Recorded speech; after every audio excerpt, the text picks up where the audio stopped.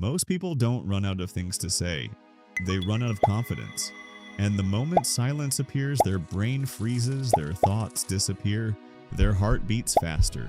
Suddenly they feel exposed, like everyone is waiting for them to say something smart, something funny, something impressive, and when they can't, they assume something is wrong with them. But here's something strange. The people who are amazing at conversations are not the smartest people in the room.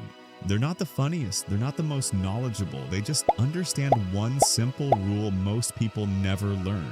And once you understand this rule, conversations stop feeling like pressure and start feeling natural. You've felt this before. You're talking to someone, maybe a coworker, a friend, or someone you just met.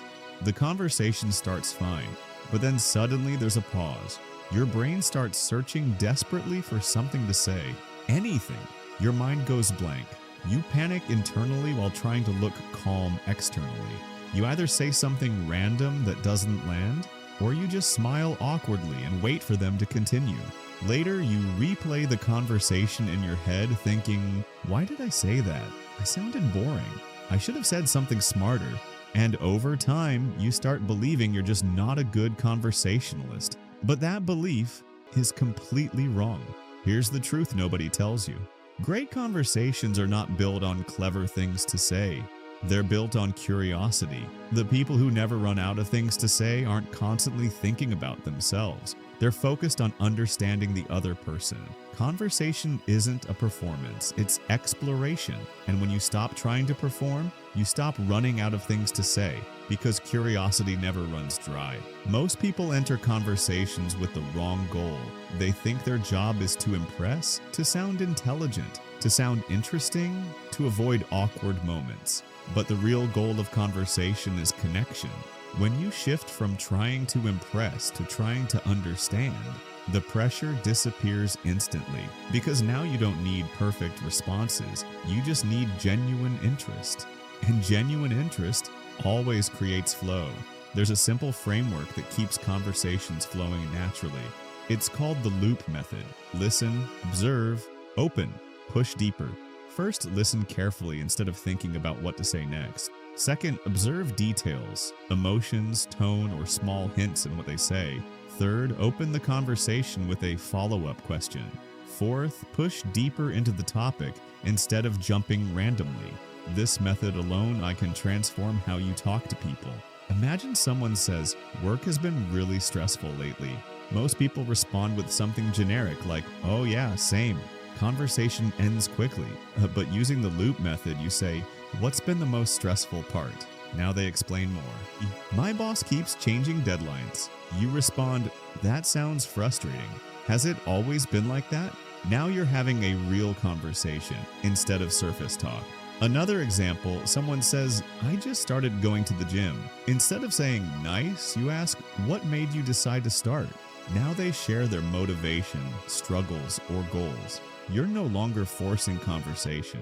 You're discovering it. There's a psychological reason this works so well. Humans naturally enjoy talking about their experiences because it activates emotional memory centers in the brain. When someone listens with real curiosity, it makes them feel understood and valued. That feeling creates instant connection as trust. At the same time, your brain relaxes because you're not trying to invent things to say. You're simply responding to what's already happening. Conversation becomes effortless instead of stressful.